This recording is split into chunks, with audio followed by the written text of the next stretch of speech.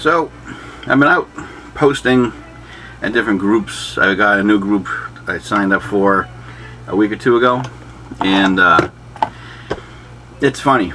Different circus, same monkeys. In a nutshell. But there are a handful of people in any group you go to. We always have that same collective doing things, and then you'll have the new faces. And I always like to know the new faces because, well, just to get to know people, you know. The whole purpose of actually going to a group that shares a similar paradigm, you want to know, you know, different viewpoints of it. So you have your viewpoint, you'll have some other person's. Some other person might discover a book or another source that would be of significance. But when you deal with the same class of asshats, what do? Well, let's see. For me, at this time, what I'm going to do is simply deblock them. Reduce your interjection with people that really don't matter. Why? Well, what do they have to offer you? What benefit do they have to give you? And if it's nothing, it's none. There you have it. I have one guy who he critiqued what I wrote, which is fine. But what I found funny was it wasn't his normal account. When some people who make a notoriety of who they are, to the point where they overstay their persona, they don't get burnt out. The people get burnt out looking at them. So what I do is I find it funny. So it's kind of like no matter what this person has to say, his constituents, his peers, shit canned him. So he has to come in with a sock account, but to show that he's still there, he will sign off his initials, right? So it's kind of funny. It's kind of like a grandstanding fuck you. Now, depending on who the host provider is, I mean, they could simply not IP block him, but there's a program out where you can actually block the hard drive he's on. Not that I would know anything about it. So, but anyways, that's the whole thing. The whole purpose of joining many different groups is to meet many different people, obviously. But when you still bump into the same people, you know, you already know what they're about, who they are, what importance they are to you.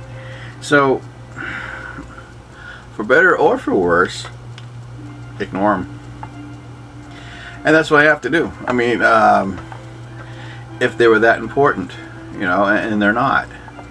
The people who I actually value are the people I know the least, because at that point they can show, you know, a viewpoint that I may or may not like, whatever it might be, but you know, the conjecture is not there yet. There's no alternative reasons. I mean, and I'll give you a cast of characters. I have one guy I met up in Tampa who became more or less a backstabbing bitch.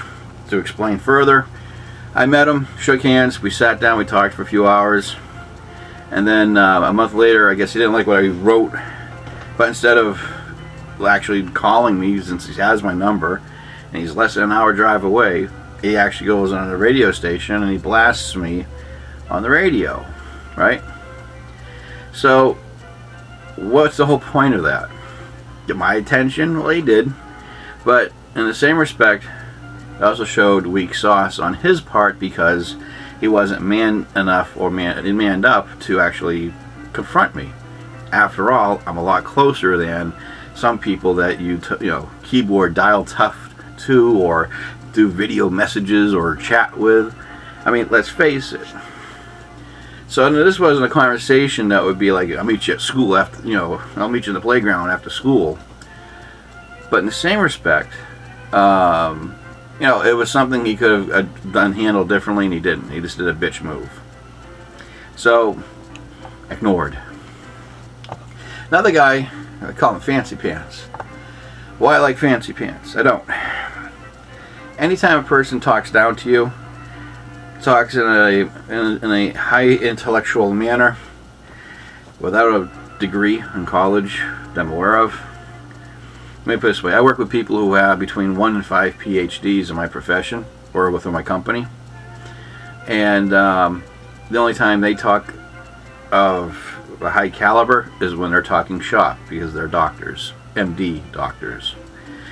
Other than that, you know, I don't see people here as MD doctors or PhDs, and they certainly don't have anything to show for it. So at that point, who's fooling who? So ignore. You're going to talk Mr. Smarty Pants? Talk away. But unless you got a fucking mansion and a yacht, you got nothing to say. Point blank, if your name is was it Walt Disney, Trump, or anything else that has your name on a fucking building because you own it, I might listen to your dumb ass. But other than that, I got nothing to hear from you. So you got those people like the Showboat, how smart and intelligent they are. But if they don't apply their intelligence, what good are they? And what lessons do you have to learn from their wisdom versus their knowledge? So, that was number 2. Ignored. Number 3. He and I go back and forth. He even dedicated a whole video on me, which was great. The problem was, you know, anytime a person name calls ad hominem, they just choose to name call you like a 3rd grader or a 3-year-old, whatever the case may be. You know, you're a dummy head, whatever. Are they really trying to do anything other than that? And chances are the answer is no. And this guy, he's not. Problem is, he's revered by many people. Why is there a problem? Because in my eyes, again, you would have to show for something that people say, oh, he's intelligent, this guy's this guy's that. I hated this guy before I even met him, because all of this fan base, all this promotion, all of this, get the book, get this guy's book, it was an opposite effect with me. What makes him so special? Is he touring the tour circuit? And i.e., does he do lectures on the left-hand path? Does he publicly speak? So, another person likes to sing to the choir. Social status, pecking order, that kind of thing. Well, what made this more humorous was he did it on an account that wasn't his name anymore, or his moniker. That got suspended. Why? When you live up to a persona just so much, sometimes people get tired of your persona. And at that point, you can't be yourself or the person, because, well, you've been living up to some other expectation other than who you are. So this guy, Mr. Zero the Hero, goes off and gives me a what for and talks about my eyebrows. Seriously. That kind of level of retardism, block that motherfucker. So, who do I don't block? People I haven't had this kind of conjecture or history with. That's another thing. We are judged by what we do. Correct me if I'm wrong. So, from my history with these 3 guys, no one's batting 1,000 yet. So, block, block, block. But there is a guy who happens to be here, and no issues. In fact, I'm having actually decent back and forths with, right? So this is the kind of person you want to talk to. This is the person who would exchange ideas. This is the person who you would want to have a conversation with, because you don't have someone who gets pissed off and wants to piss and moan about it on a radio show. You don't have another guy who wants to talk down on you. You don't have another guy who talks like a bunch of white trash, and supposed to be passed off as a smart person. No, you know what? I don't have. You get those dime a dozen. What do you do with them? You don't even put them on your list. You just a block list, and that's it. You shove them away. You broom them, and then you go off and you find the real people out there. People who actually have a mind.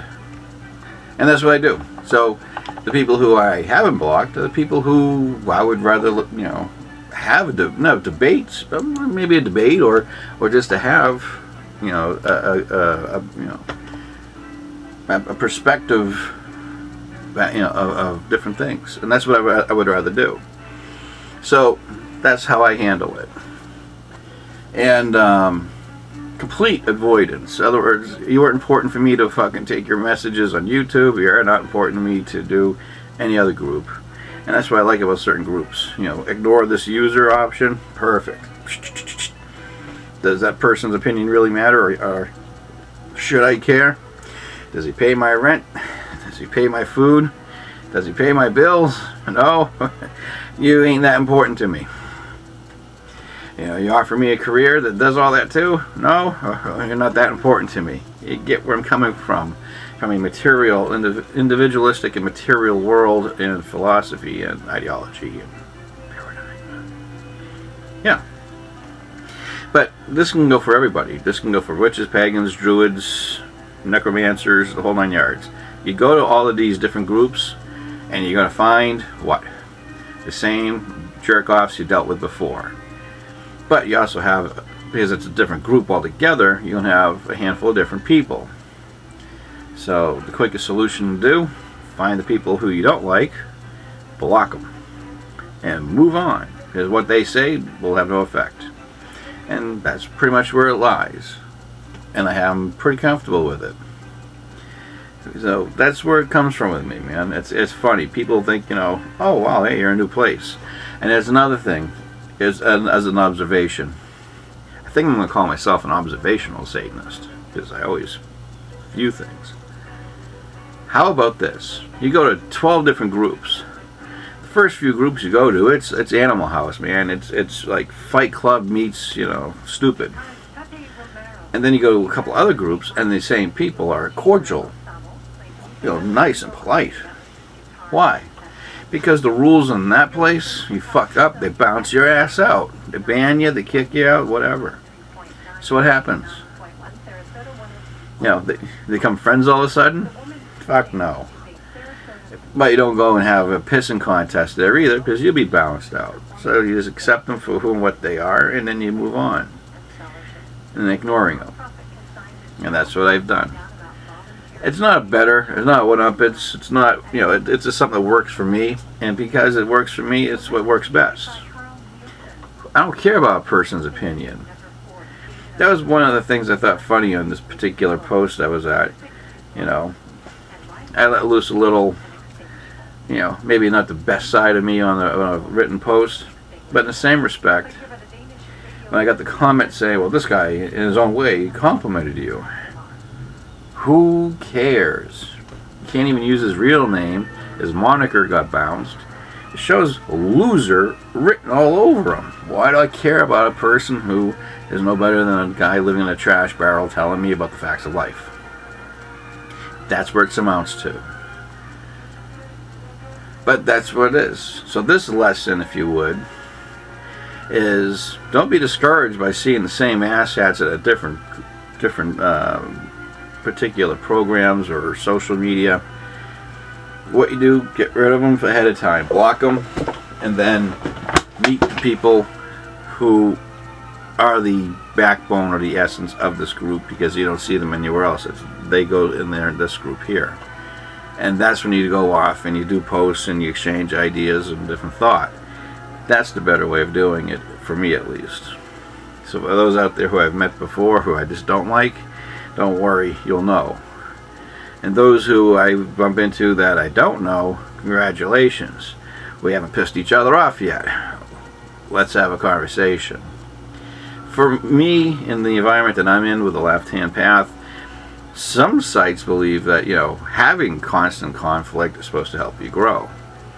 It's a half-truth. The half part of it positive is, or beneficial, is that when you do have debates outside of your own realm, you know, if you're having a religious debate with a Christian or whoever, you can hold your own, whether it be defending yourself and your ideals and your philosophies, or knowing theirs, because they have a book too, right? And once you can control your emotions and have a decent debate, at that point you can bring things to light. But you don't get that from a lot of the people in the left-hand path. It's more of a fight club. So the other half is, or the half-truth about growing from these debates. A lot of people do it as a form of dominance or therapy or whatever the case may be, trolling. And my attitude is, if that's the kind of a waste of time I'm going to deal with, I don't need to be with those people. I just bounce them out.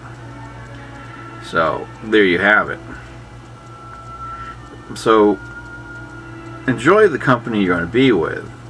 I've gone to networks where I just simply walked away and never came back, but I still have about 10, 12 friends from them. I still have them on Facebook and that kind of thing. So for me, it is beneficial to go to different different social networks and clubs, because that's where you're going to go and meet enough diversity for you to grow. And especially if it's within your own paradigm. And then of course with myself, I circle myself around with other paradigms, and it works out that way. So yeah, anytime people want to talk to you now and they're all happy to see you or give you a pat in the back, attaboy, just remember what they did not too long ago, where there was a knife in your back because they wanted to slander you. Or you get somebody out there who has a intellectual superiority complex, or you get somebody who is perceived to be intelligent, who's nothing more than just a loudmouth.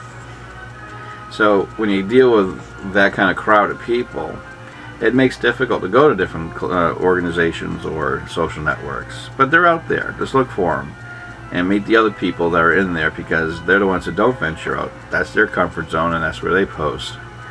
And those are the ones I like to meet or talk to or whatever, because at that point they're the ones that have more of a steady head than any popular other people around. So this can be, again, for witches, pagans, anyone out there. So anyways, that's my vent. That's me venting and dealing with what I had to deal with. And I wish you well. Take care and bye for now.